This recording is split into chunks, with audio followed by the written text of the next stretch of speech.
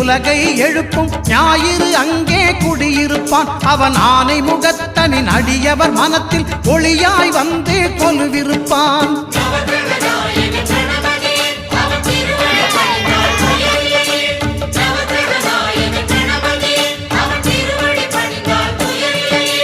ஒன்பது கோளும் ஒன்றாய் காண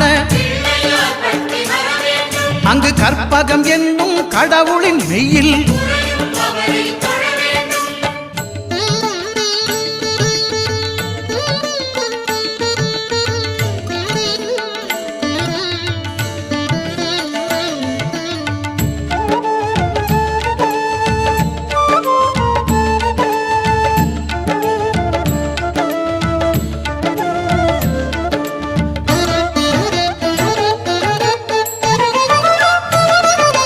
திங்கள் பகவான் திருமுகம் காண